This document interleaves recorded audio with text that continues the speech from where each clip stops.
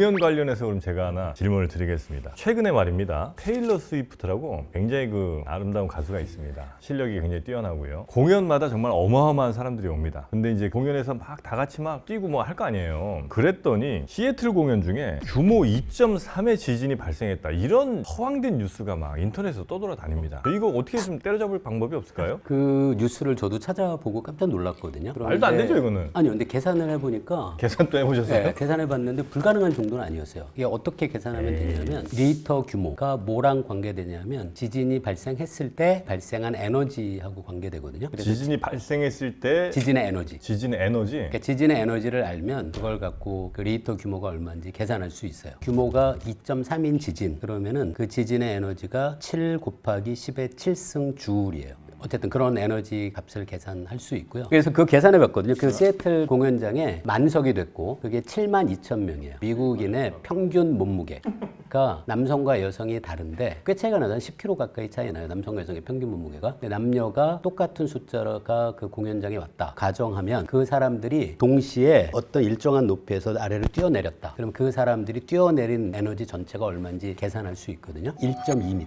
1.2m를 뛰면 돼요? 네, 그러면은 그 에너지가 제자리에서 그런데 동시에 완전히 동시에. 아, 이건 불가능한데 그럼. 그래서 1.2m를 뛰진 않잖아요. 못 뛰죠. 보통 사람들이 30cm를 뛰었다라고 하면 리히터 지진 규모가 1.9고요. 50cm면 2.0입니다. 그렇게 생각하면 사람들이 함께 뛰어서 발생한 에너지로 규모 2.3인 지진이 만들어지긴 조금 어려운 것 같고요. 에너지를 전달해서 땅이 흔들리면 땅 내부에 있는 것들이 뭐 완전히 고정돼 있진 않거든요. 아, 반응을 해서. 거기다 약간의 변화가 발생하고 그 변화가 지각에 있는 다른 물체들과 네. 연결돼서 증폭할 수는 있어요. 그래서 과장은 돼 있을 수 있지만 충분히 가능한. 계산해보면 깜짝 놀랐어요. 그게 그 많은 사람이 있긴 한데 그 사람들이 동시에 30cm 높이에서만 뛰어내려도 리히터 규모 1.9의 에너지를 전달해요. 교수님이 간과하신 부분은 제가 좀 지적해도 되겠습니까? 네.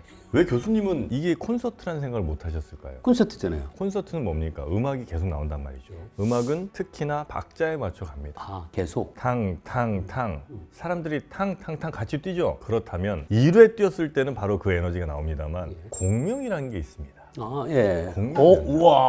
우와. 주파수에 맞게 정확하게 잘 뛰었다 치면 오히려 그 힘은 증폭이 돼서 그래서 역사적으로도 다리가 끊어진다든지 이런 일들이 발생하지 않았습니까? 그러면 그걸 여기서 알아야 될 게 또 알아야 될 게 있어요? 보통의 지진파 S웨이브의 진동수가 얼마인지가 알려져 있으면 되거든요. 아, 그거과 이제 잘 맞아 떨어진 거. 그 진동수와 맞으면은 가능합니다. 아, 그렇습니다. 정프로가 또 이렇게 한번 우리 공명이다? 오, 그럴듯한 얘기인데요. 네, 토크에 질을 우와. 좀 더 올렸다 생각을 합니다. 이게 지진이 진동수가 얼마나 되죠? 난 모르겠네. 비슷한 예시인지는 모르겠는데 헬스클럽 같은 데서 사람들이 뛰어서 건물 무너지고 하는 일도 있어요. 공명이죠. 그것도 공명. 테크노마트에서 그런 일이 있었어요. 근데 사실 이거는 일단은 측정된 거거든요. 그 서부니까 지진계가 많이 설치돼 있어서 계속 지진계를 보는데 기록이 됐는데 이게 뭔가 찾아보다 보니까 아마 이걸 것이다 이렇게 추론을 한 거여가지고 아, 2.3이 아, 나왔는데 그렇다. 그게 우연히 맞은 걸 수도 있네. 그 사람은 이제 분명히 공연이다 이렇게 주장을 하고 있는 거고 사실은 그 가능성이 높은데 모르는 거죠. 2.3 정도면 우리 몸으로는 거의 못 느낄 정도. 약하게는 느낄 수 있다고 하더라고요. 그 정도로. 약하게는 느낄 수 있다고 하더라고요. 그래요? 일단은 데이터가 있어서 관측된 거니까 팩트는 팩트인데 원인이 공연이냐는 뭐 이제 이분이 주장을 하고 있는 건데 검증을 해야 되겠군요. 만약에 그러면 저 한 7만 2천 명이 아니고 한 70만 명 혹은 700만 이렇게 동시에 뛰어버린다. 이러면 당연히 규모는 커지는 거죠? 규모가 에너지가 32배가 될 때마다 일씩 커지거든요. 만약에 7만 명이 아니라 곱하기 32를 해서 거의 100만이죠. 100만이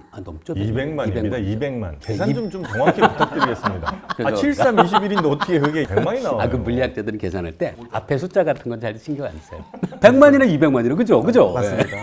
영의 개수가 중요하죠. 어쨌든 200만이 뛰면 규모가 1이 늘어나긴 해요. 아, 그래요? 가능하네. 아, 그것도 계산해봤어요. 전 세계가 지금 78억인데 1m 높이에서 동시에 뛰어내리면 그때 발생하는 에너지를 지진 규모로 바뀌면 5.6입니다. 꽤 큰 거죠. 근데 그게 분산돼서 뛰어도 그래요? 어쨌든 전달하는 에너지. 아, 그래요? 그런데 그렇다고 지구가 움직이질 않아요. 근데 전달하는 에너지를 지진 규모로 바꾸면 꽤 크긴 하더라고요. 지진 이게 좀 재미있는 게 현재 지진파를 통해서 지구 내부를 많이 연구를 하거든요. 지구 내부를 연구할 때 지진파를 통해서 그렇죠. 이제 마치 CT 촬영이나 MRI 촬영하듯이 이제 지구 내부를 3차원적으로 연구를 할 수가 있는데 제가 알기로는 70년대, 80년대 때 많이 됐는데 그 이유가 그때 냉전 시대였잖아요. 네. 그러니까 소련한테 수소폭탄 터뜨리면 이게 얼마큼 세긴지를 알아야 되는데 중간에 매질을 모르면 이걸 알 수가 없으니까 지구 내부를 잘 알아야지 소련이 얼마나 재난생을 터트려 알 수 있다. 이렇게 정부를 설득해가지고 그 펀드를 받아서 지구 내부 연구를 많이 했다고 하더라고요. 좋은 전략이네요. 그 지진파가 지구 정반대까지도 갑니까? 모든 곳을 다 진출을 하고 지진파가 이제 종류 여러 가지가 있는데 크게 봐서는 P파하고 S파 두 개로 나누거든요. 속도에 따라 가지고 프라이머리에서 먼저 빨리 오는 파가 있고 세컨더리 파는 두 번째로 오는 파고 또 다양한 파들이 두 개만 보통 보는데 P파는 다 전달이 돼요. S파는 액체는 전달이 안 되거든요. 그러니까 S파가 전달이 안 되는 구간들이 있어서 지구 내부에 외액이 있다 이런 걸 알게 된 거죠. 김범진 교수님, 사실 과학이라는 게 경험이 굉장히 중요한 거 아니겠습니까? 경험이라고 하는 게 주관적인 경험인가요? 아니면 다수의 객관적인 경험인가요? 질문 받지 않겠습니다. 혼자 신기한 현상을 경험했다. 그거를 과학자들이 연구하진 않습니다. 다수의 경험, 네, 객관적 그리고 경험이 필요한 거고 재현이 가능해야 되고. 재현 가능해야 되고. 어쨌든 그렇다 치고 예 말씀하시죠. 저는 매우 객관적인 것 같습니다. 생각해 보니까 추운 날 온도가 내려가잖아요. 그날 맞으면 더 아프거든요. 열심히 생각 중이시죠? 여름에 맞는 것보다 겨울에 맞는 게 훨씬 아프지 않아요? 많이 계절 따라 맞아보셨나 봐요. 아니 학교 다닐 때 안 맞았어요? 아니 뭐 가끔 맞아본 적은 있습니다. 아니 겨울에 맞으면 아프잖아요. 네네네. 아, 이 선생님들은 안 맞으셨구나. 아, 공부 잘하니까 안 때렸구나. 뭐 옛날에는 많이들 맞았죠. 저도 학교에서 많이 맞았습니다. 겨울에 맞는 게 훨씬 아파요. 이게 언뜻 생각하면 온도가 낮아지면은 우리 몸의 피부에 일어나는 변화가 두 개가 떠오르는데요. 하나는 모세혈관이 수축하거든요. 그래서 몸 쪽에 이제 중요 장기를 보호하는 쪽으로 옮겨가서 아, 그래요? 그다음엔 보통 추운 겨울이면은 습도가 낮잖아요. 피부가 건조해질 수 있을 것 같고요. 아, 모세혈관이 수축하는 걸 갖고 더 아픈 거를 설명하기는 지금 떠오르진 않고요. 근데 피부 바깥쪽 부분에 수분의 양이 줄면 그러면 아무래도 때렸을 때 그 유격이라고 할까요? 그게 작아질 테니까 피부의 탄성이 줄어서 때리는 선생님의 악대기가 멈출 때까지 진행하는 거리가 줄어들면 그러면 아픕니다. 모세혈관 수축은 잘 모르겠는데 그죠? 그것 때문에 아플 것 같진 않은데 피부 탄력이 떨어지면 아파야죠, 그죠? 그냥 선생님이 더 세게 때린 걸로 할까요? 너무 어려운 것 같은데. 아니 저 그걸로 가겠습니다. 피부 그걸로 탄력이 준다. 제가 이제 추운 날과 관련된 경험을 이제 요즘 갑자기 추워져. 참고로 저기 여러분 이거는 대본에 없는 걸 그냥 자꾸 물어보는 겁니다 이거.